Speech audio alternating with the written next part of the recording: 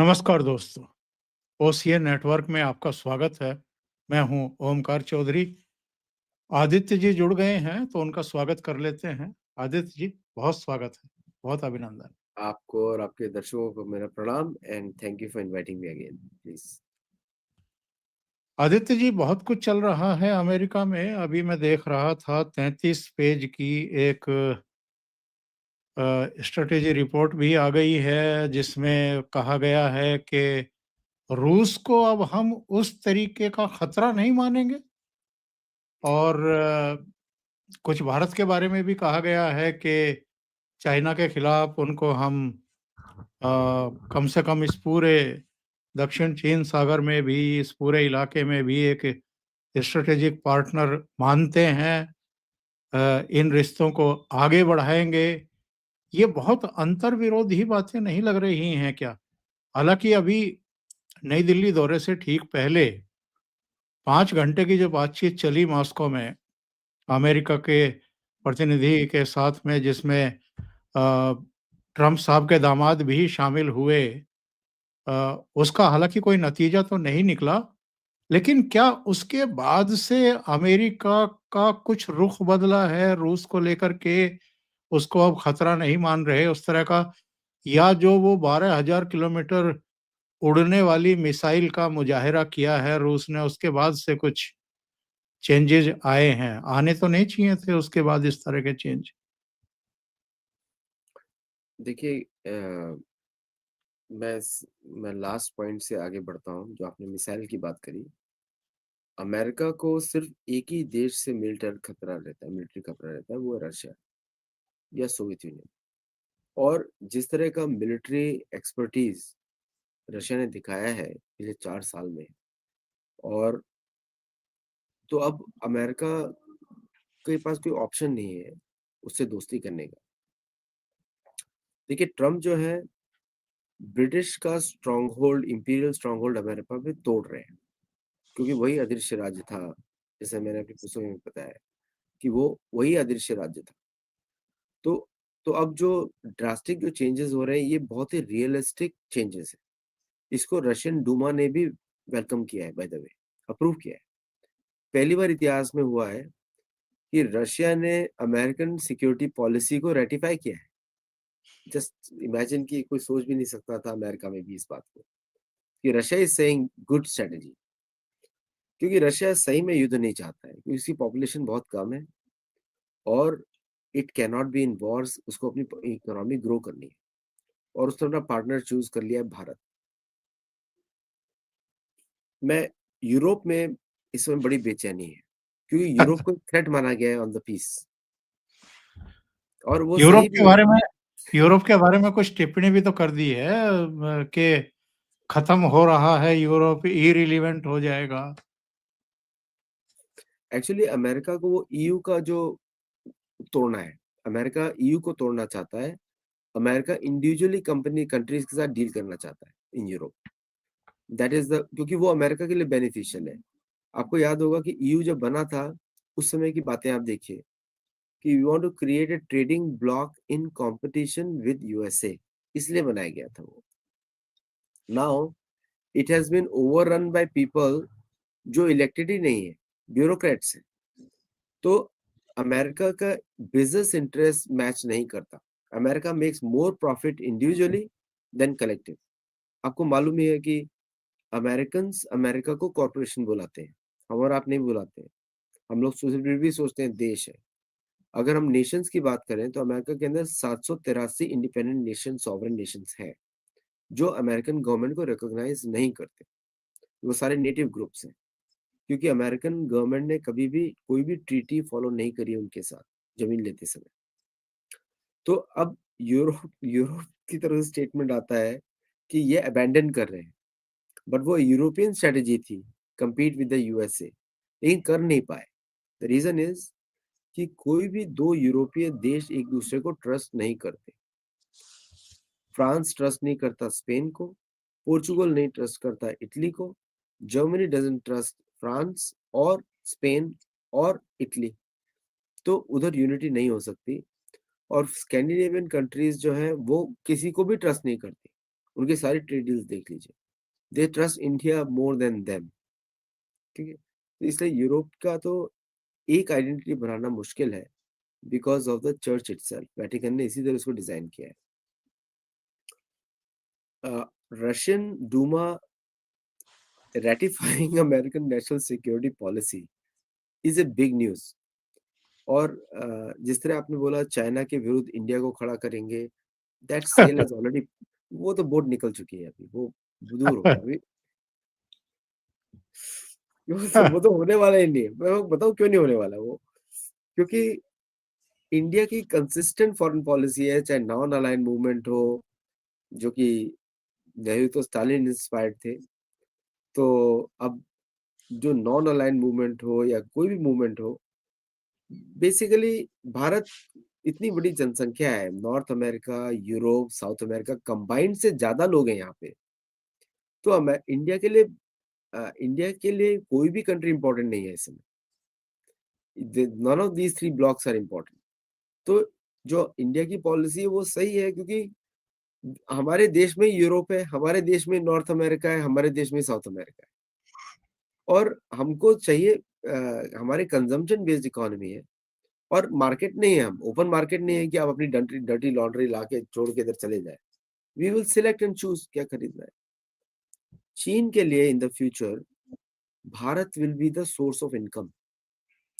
तो चीन अपनी पॉलिसीज को अभी तो बहुत गड़बड़ी मचा रहा है भारत के चारों ओर। उसको लग रहा है कि डिस्टेबलाइज कर देगा तो प्रॉब्लम हो जाएगा। बट उसको ये समझ में नहीं आ रहा है कि एक Bharat is good Bharat for चीन। अगर वो डिवीजन क्रिएट करेगा तो चीन के टुकड़े होने वाले हैं। तो आई थिंक अमेरिकन पॉलिसी तो फूलिश है इसमें, क्योंकि उनको ना लोकल रियलिटी समझ में आती है, ना उनको खुद के अपने देश की रियलिटी समझ में नहीं आती है। प्लस मॉनरो डॉक्ट्रिन इन 2025 नहीं चलने वाली, नहीं चलने वाली। 2020 2010 के बाद से मॉनरो डॉक्ट्रिन नहीं चलने वाली, बिकॉज इतना इंफॉर्मेशन स्प्रेड हो गया है पूरी दुनिया में, स्पेशली लैटिन अमेरिका में, कि अब वो लोग न्यूक्लियर वेपन्स की बात करना शुरू कर दिया उन्होंने। ब्राजील ने तो ऑलरेडी स्टेटमेंट दे दिया लूला ने कि if we had nuclear weapons then America will not be coming here. तो आई थिंक अब जो भी वो स्टेटमेंट्स रिलीज कर रहे हैं नेशनल सिक्योरिटी पॉलिसी में, it is not, it will be creating temporary problems in a big way in south America पर से।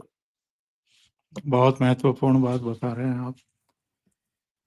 एक ये माइकल रूबिन है साहब, ये बुश साहब के समय पेंटागन में रहे हैं, ऑफिसर रहे हैं, बड़े प्रभारी भी रहे हैं वहाँ के। इनका बड़ा फायरी बयान आया है और ख़ास तौर से पुतिन साहब के भारत यात्रा पूरी करके जाने के बाद उनका बयान देखने को मिला है। इनका कहना है कि डोनाल्ड ट्रंप को चापलूसी पसंद है। पाकिस्तान, तुर्की, कतर, इन तीनों की चापलूसी और रिश्वत खुलेआम कहा इन्होंने। इन सब के चलते डोनाल्ड ट्रंप जो है उनका दिमाग घूम गया और उन्होंने भारत जैसे देश के साथ पंगा लिया। उन्होंने बड़ी पते की बातें कही हैं, वैसे वास्तविकता के करीब हैं ये चीज़ें। उनका कहना ये है कि साहब दुनिया की सबसे बड़ी आबादी वाला देश है भारत। वो बहुत जल्दी तीसरी बड़ी अर्थव्यवस्था बनने जा रहा है दुनिया की। उसको ईंधन चाहिए।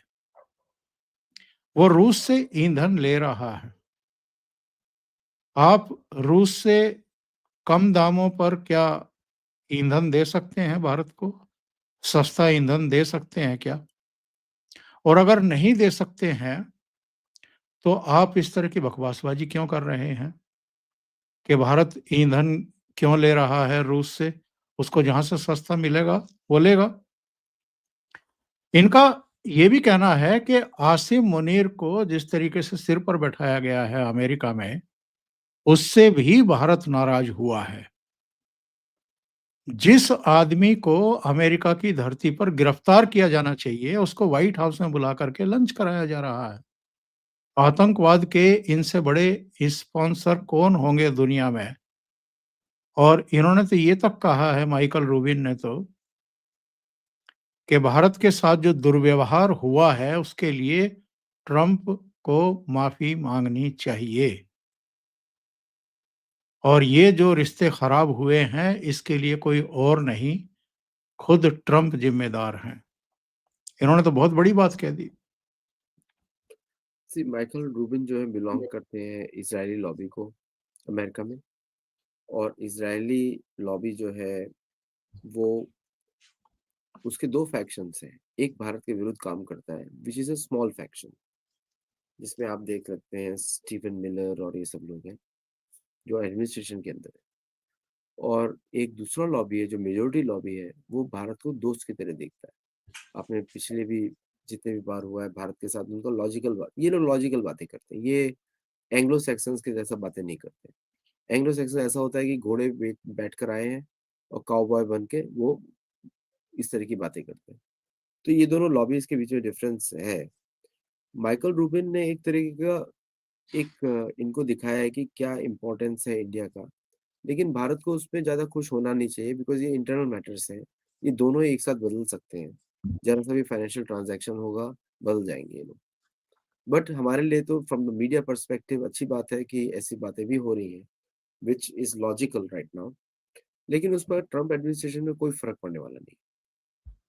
द रीज़न मैं आपको बताता हूँ कि जो लोग एडमिनिस्ट्रेशन में हैं, वो जैसे पीट हेग्सेथ हो गया, जो मार्को रूबियो हो गया और ये सब लोग हो गए। मार्को रूबियो का प्री इलेक्शन स्टेटमेंट्स देखिए और पोस्ट इलेक्शन स्टेटमेंट्स देखिए। प्री इलेक्शन स्टेटमेंट में पाकिस्तान के विरुद्ध बात कर रहे हैं। पोस्ट इलेक्शन स्टेटमेंट्स में पाकिस्तान के फेवर में बात कर रहे हैं। तो मार्को रूबियो जैसे ही गवर्नमेंट को कुछ होता है, ही अगेन प्रो इंडिया बन जाएँगे।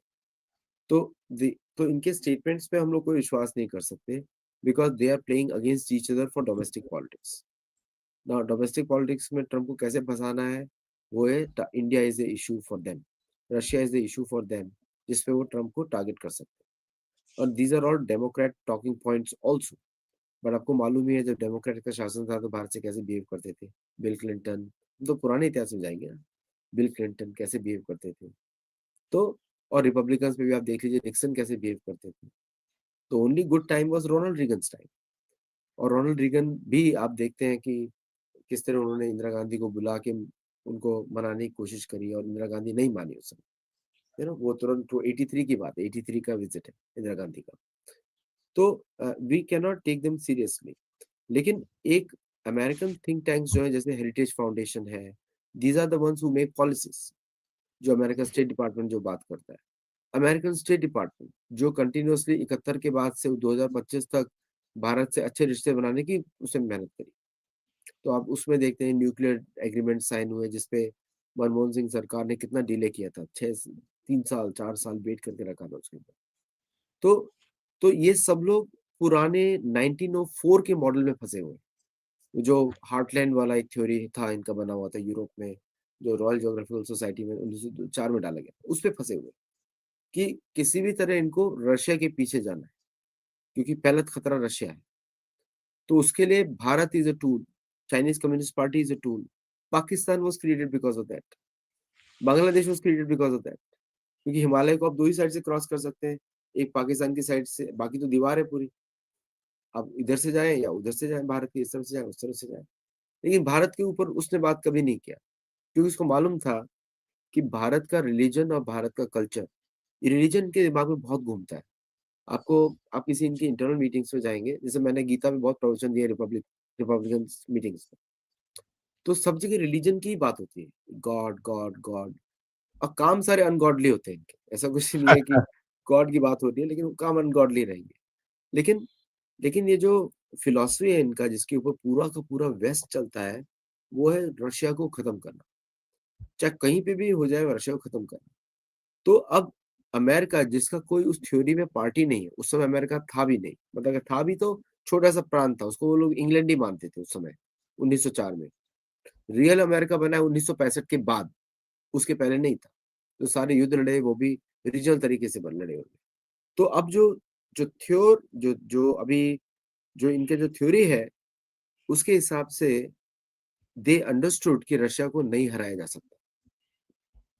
और रशिया और भारत का अगर गठबंधन है तो सेंट्रल एशिया रशिया और भारत के साथ, चीन के साथ नहीं, क्योंकि चीन का 1/3 एरिया इज डिस्प्यूटेड। जिस दिन भारत बोल दे कि हम मैकमोहन लाइन हम भी नहीं मानते, तो भारत का एग्रीमेंट तो तिब्बत के साथ है हमेशा, तो चीन का तो पूरा आइडिया ही डिसअपियर हो जाएगा। तो चीन को समझ में नहीं आ रहा है। अभी तो वो लोग बोलते हैं कि हम नहीं मानते, भारत बोलता ठीक है, हम भी नहीं मानते, पूरा झंझट ही खत्म। उसके बाद तो सीधा तिब्बत भारत का लीगली, वो तो भारत का सेल्फ क्रिएटेड वो है। आई थिंक भारत भी उस दिशा में जाएगा फ्यूचर में कभी भी, कि दे विल आल्सो से ठीक है, आप नहीं मानते तो हम भी नहीं मानते, तो let our forces be deployed pre 1952 borders पे, मतलब प्री 1947 बॉर्डर्स पे। तो हमारा मंगोलिया से बॉर्डर मिलता है फिर तो। ब्रिटिश इंडियन ट्रूप पोजीशन आप चेक कर लिए उस समय की 1930s की, तो वो तो मंगोलियन बॉर्डर पे है। तो अगर वो हम उसको मानते हैं, तो हेनरी मैकमोहन की लाइन तो बेकार हो गई। Now this nineties are not known to Americans, क्योंकि उन्होंने कभी सीखा नहीं ये सब चीजें। तो भारत को चीन से लड़ाना, जबकि दोनों दोस्ती की तरफ आगे बढ़ रहे हैं, इवन दो चीन गड़बड़ी करता रहता है बीच बीच में, और हमको रिप्लाई करना ही पड़ेगा, क्योंकि Chinese Communist Party is a tool to create disturbance, Pakistan is a tool to create disturbance, Bangladesh is a tool to create disturbance. ये 3 प्रॉब्लम स्पॉट्स क्रिएट किए हैं भारत के आसपास। तो अगर भारत डिमांड करे, you get out of Bangladesh if you want to have deal with me, you get out of Pakistan if you want to deal with me, Pakistan को हमारे भरोसे छोड़ दो, बांग्लादेश को हमारे भरोसे कर दो, then we will think about normalising relations. ये लोग आज के समय मान जाएंगे,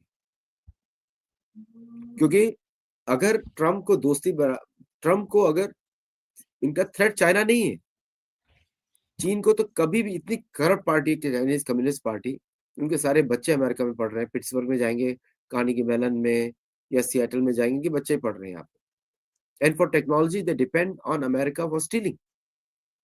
आईबीएम रिसर्च लैब में चाइनीज का क्या मतलब है, स्टैनफोर्ड रिसर्च लैब में चाइनीज का क्या मतलब है, क्योंकि वहां पे कोर रिसर्चेस चल रही है। तो अल्टीमेटली भारत को ऐसे कुछ कठोर डिप्लोमेटिक स्टेप्स लेने पड़ेंगे, and then this entire China versus India to get back at Russia is going to work out. आपको मालूम है चाइनीज कम्युनिस्ट पार्टी के थ्रू इन्होंने कुछ लास्ट वीक कुछ इंकर्शन कराए थे, और रशिया ने क्या दिमाग खेला, वहां पे वापस वीजा फ्री एंट्री कर दी वहां पे, और वहां पे आप बिजनेस आगे सेटअप करो। आधे से ज्यादा चाइनीज तो भाग जाएंगे चाइना से towards Russia, and they create good companies. तो मैं जयशंकर का एक इंटरव्यू देख रहा था। एस जयशंकर ने ये कहा है कि सभी को पता है कि भारत का दुनिया के हर बड़े देश से संबंध है। किसी भी देश के लिए ये उम्मीद करना कि भारत अपने अन्य देशों से रिश्ते कैसे बनाएगा, इस पर उसकी राय मानी जाएगी, ये उचित नहीं है। अगर हमने ऐसा किया तो दूसरे देश भी हमसे यही उम्मीद करेंगे। जाहिर है अमेरिका की तरफ ही उनका इशारा था। दूसरा बयान उनका ये था कि हर अमेरिकी राष्ट्रपति का दुनिया से पेश आने का अपना तरीका होता है। ट्रंप का भी अपना अलग तरीका है। अभी कुछ मुद्दों की वजह से दोनों देशों के संबंध प्रभावित हैं, लेकिन हम बातचीत करके इन मुद्दों को सुलझाने की कोशिश कर रहे हैं।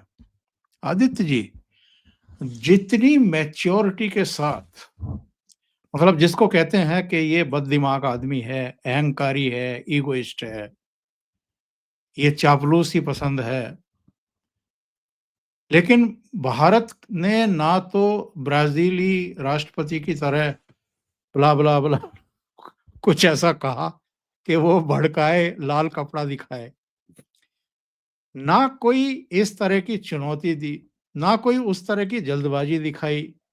बहुत शांत चित्त तरीके से उनके हम हर वार को एक तरीके से अदृश्य सुदर्शन चक्र चला करके आसमान में ही तिनके की तरह उड़ा दिया, खत्म कर दिया। और ट्रंप भी सोच रहा होगा कि यार, कूटनीति कैसे चलती है या कैसे रास्ते अपनाए जाते हैं, ये तो मोदी जी से सीखना चाहिए। और ये एस जयशंकर का ये बयान पुतिन जी के जाने के बाद कि हमें किससे संबंध रखने हैं, कैसे संबंध रखने हैं, ये कोई दूसरा देश हमें नहीं सिखाएगा। हमारे हर बड़े देश के साथ संबंध अच्छे हैं, बेहतर हैं। तो ये अगेन मैं कहूँगा कि एक बहुत ही सुलझे हुए विदेश मंत्री का बयान। सी जयशंकर जी का जो एक्सपीरियंस है वो आपको तभी पता लग जाता है जब वो पेंटागन की विजिट के लिए आए थे इस बार, और पीट हेक्सेथ को बोलते हैं कि 41 years ago also had come as a very junior professional Indian foreign service person. तो पीट हेक्सेथ वाज टेकन अबैक क्योंकि पीट 41 साल पहले पीट हेक्सेथ वाज इन डायपर्स। तो तो वो स्टेटमेंट वाज वेरी इंस्ट्रक्टिव कि वहां पे जाके बड़ा पोलाइटली उन्होंने बोला कि मैं 41 साल पहले भी इधर आया था। तो उन्होंने ये बताने की कोशिश करी कि ये पेंटागन को मैं बहुत पहले से जानता हूँ, आपसे हाँ, पहले से हाँ, जानता हूँ। ये जयशंकर जी का मैच्योरिटी लेवल और प्रधानमंत्री मोदी का direction is a golden combination for Bharat, सभी लोग हम जानते हैं। और इन सबके पीछे प्रधानमंत्री मोदी का ही विजन है, क्योंकि प्रधानमंत्री वो विजन रखता है और टीम एग्जीक्यूट करती है। बट प्रधानमंत्री मोदी का जयशंकर को चुनना is a very big deal, क्योंकि कभी बिल्कुल। कभी क्या होता है ना, right person at the right place makes all the difference. और उसका कैपेबिलिटी भी फुली उसकी तरह। तो how to identify good people, how to identify them, उसको सही जगह पे रखना, that is the art of a leader.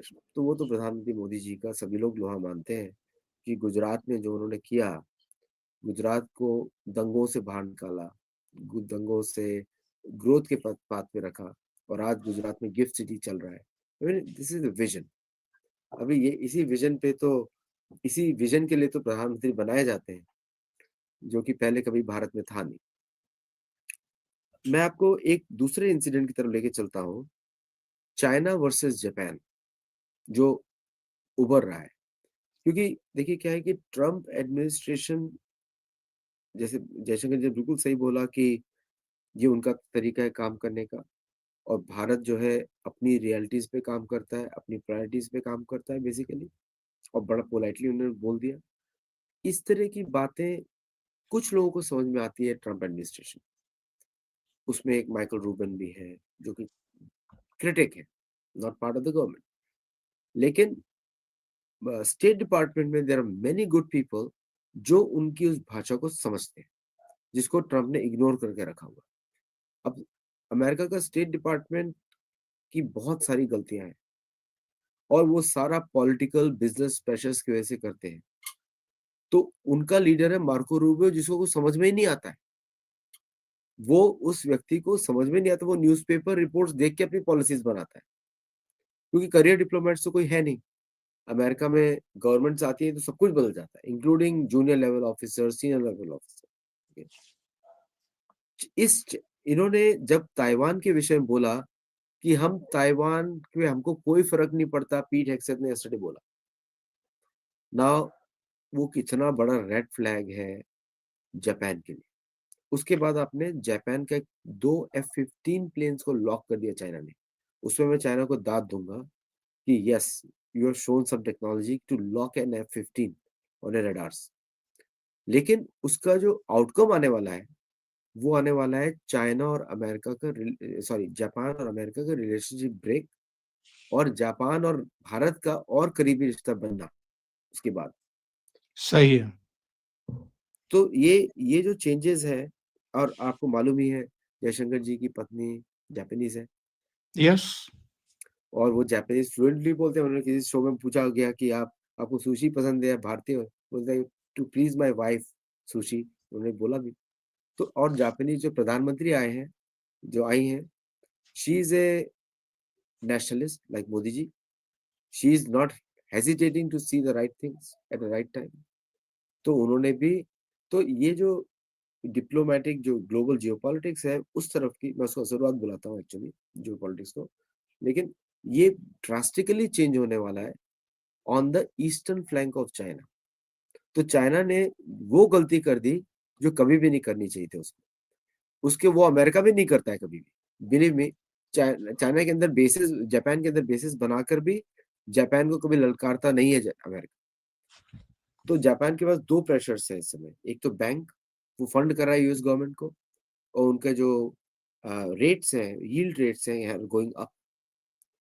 अगर वो 3% क्रॉस कर गया तो they are going to withdraw all the money from USA, पहला। दूसरा, उनके इनसाइड उनकी कंट्री में their debt to the government is the highest in the world, 225%।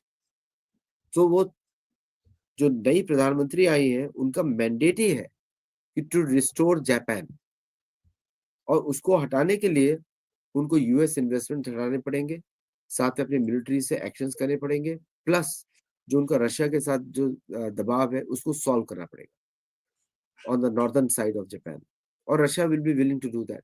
अगर ये हो गया तो किसी को चीन की जरूरत नहीं है, चीन की किसी को जरूरत नहीं है, and Chinese will be telling everybody to do whatever you want with us, क्योंकि अमेरिका को भी उस जरूरत नहीं पड़ेगी। सो आई थिंक ये सब जो चेंजेस हो रहे हैं, प्लस अमेरिका के 1904 की पॉलिसी कि भारत को एक एज ए बुलवार चाइना खड़ा करना, which is not going to work out in today's scenario, क्योंकि जापान भी इन्वॉल्व है, रशिया भी इन्वॉल्व है, भारत तो है ही, और प्लस साउथ ईस्ट एशिया में सब लोग चाइना के विरुद्ध हैं।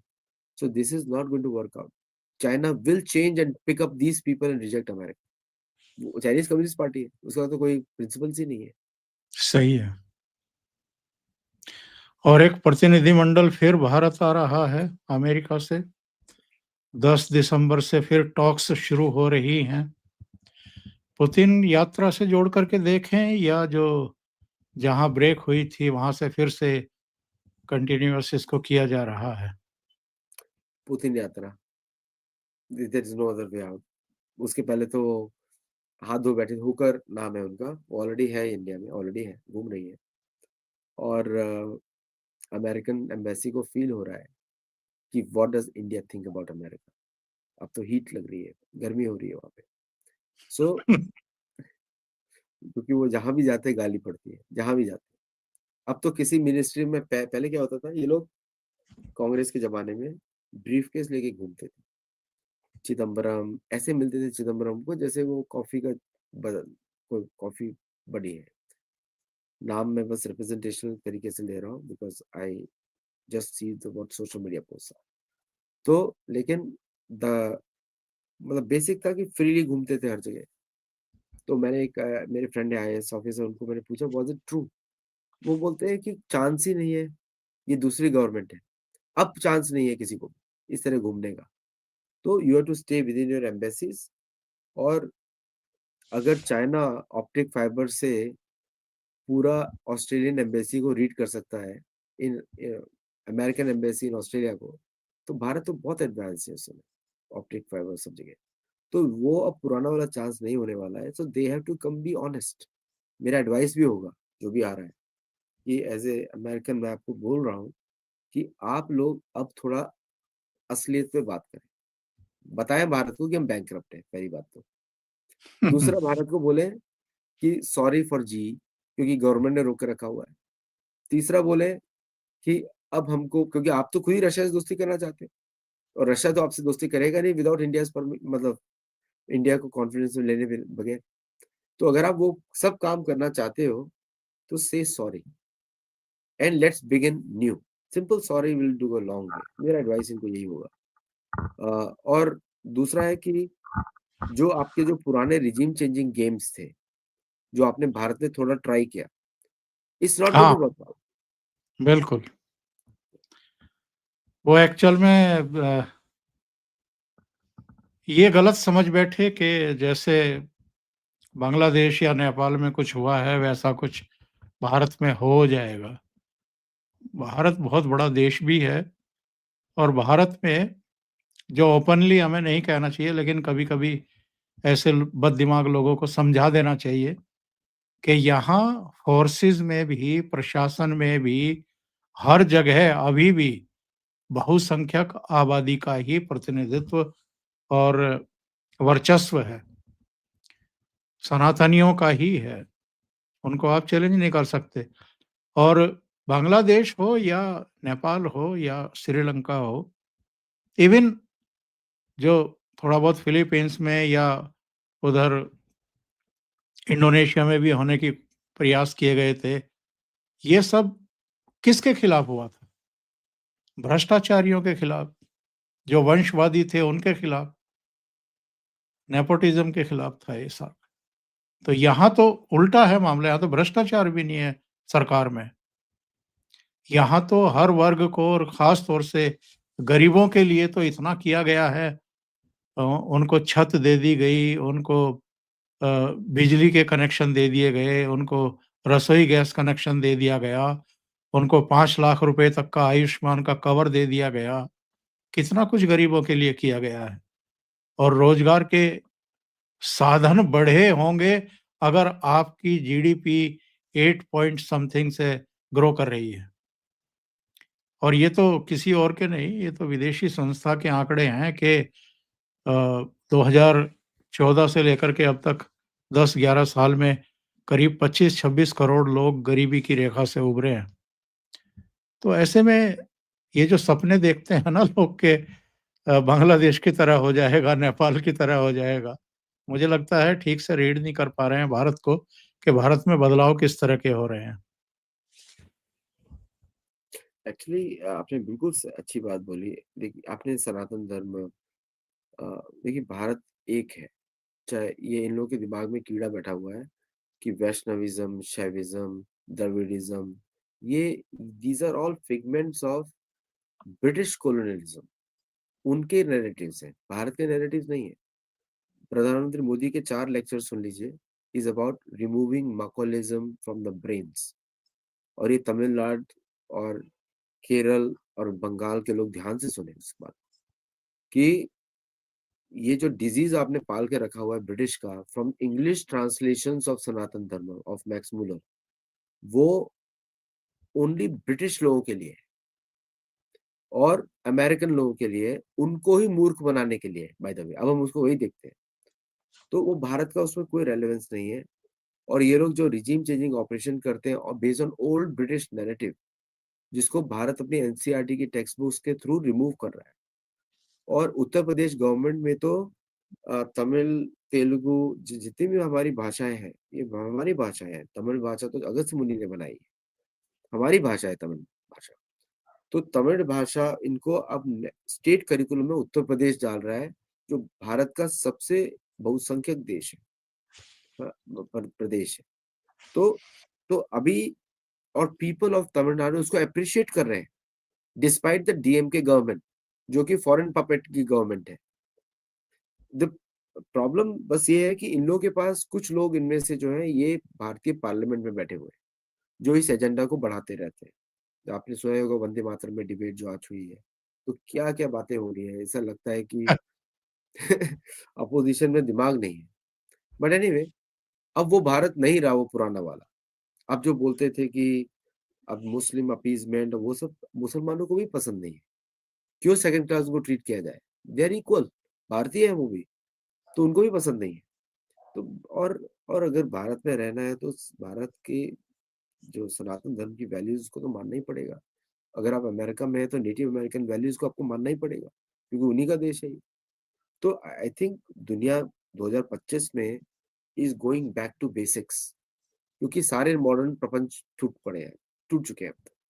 मॉडर्न थ्योरीज़ इकोनॉमिक्स की फेल हो चुकी हैं कि स्पेंड बेस्ड इकोनॉमी बनाओ and then we will be out of trouble. और डेट इंस्ट्रूमेंट्स पे पैसा रेज़ करो, तो वो तब तक ही पॉसिबल है जब आपका रिज़र्व करेंसी है। अब जब रिज़र्व करेंसी नहीं रहा, तो कहाँ से फंड करोगे भई? आप कुछ बनाते तो हो नहीं, आप तो इम्पोर्ट करते हो रिज़र्व करेंसी के बेसिस पे। तो चीन का मॉडल तो अपने आप ही कोलैप्स कर जाएगा। तो भारत को अगर लड़ाना भी चाहते हैं चीन को, तो मैं तो बोल रहा हूँ मैकमोहन लाइन हटा दो। देखो क्या होता है चीन का उसके बाद। और ये जो टैरिफ लगा कर के नृत्य कर रहे थे डोनाल्ड ट्रंप, ये टैरिफ की उल्टी गिनती कब शुरू होगी आपके हिसाब से? आई थिंक टैरिफ से कुछ कमाया तो है नहीं, अभी ना तक। कुछ नहीं, कोई फ़र्क नहीं पड़ा। इसीलिए मैं कह रहा हूँ कि ये तो अकल इनको आ गई होगी, इनकी समझ में आ गया होगा कि भारत की सेहत पे तो कोई फ़र्क नहीं पड़ा, बल्कि हमारा एक्सपोर्ट बढ़ गया है। आई थिंक मई 2026 से आप चेंजेस देखने शुरू करेंगे। मई, उसके क्योंकि तब तक मिड टर्म का भूत टॉप पे आ जाएगा। तब उस समय सब हटाना पड़ेगा बिकॉज़ इस साल अभी आप देखें अभी यहाँ पे क्रिसमस सीज़न चल रहा है। कोई है ही नहीं दुकानों में, स्टॉक्स फुल के फुल हैं। सो दिख रहा है on the ground 1.2 million job losses in 2025। Credit नहीं है बैंक्स के पास देने के लिए। तो मतलब कि हीट इज़ ऑन और डेमोक्रेट्स के सारे पोल्स बता रहे हैं कि डेमोक्रेट्स जीतेंगे। और यहाँ पे सब वो हमास, पैलेस्टाइन सपोर्टर्स आने वाले हैं। रैबिड अब अभी उनको दिखाई देगा कि जो अब सांप पाला है उन्होंने पाकिस्तान का और हम उसका, और कितने सारे तो आतंकवादी पकड़े जा रहे हैं जो पाकिस्तानी ओरिजिन के। सो नाउ द तांडव होने वाला है अमेरिका में। और इसीलिए ट्रम्प को ये करेक्शन स्टेप्स है, दिख गया होगा, इंटेलिजेंस रिपोर्ट्स आ जाती है प्रेसिडेंट के पास 2 मिनट में, दिख गया होगा उनको सब कुछ। तो इसीलिए हुकर को भेजा है। नाम भी हुकर है, अभी क्या सोच सकते हैं हम लोग। नाउ तो द तो now things have to change. तो अभी अ, ये सारी ओल्ड पॉलिसीज ड्रॉप करने वाले हैं क्योंकि अब पैसा नहीं है। बेसिस को बंद करने वाले हैं। शायद डिएगो गार्सिया मॉरिशस को हैंडओवर कर दे। तो तो 2026 से पहले मई 2026 से पहले आप चेंजेस नहीं देखेंगे। तो टैरिफ का ड्रामा फरवरी तक चलेगा, उसके बाद डाउन होगा, फिर उसके बाद 0% होगा, फिर मेरे को लगता है इंसेंटिव देना पड़ेगा भारतीयों को आने के लिए। बहुत-बहुत धन्यवाद आदित्य जी, जुड़ने के लिए और बहुत महत्वपूर्ण मुद्दों पर चर्चा करने के लिए। Thank you so much. Thank you. नमस्कार।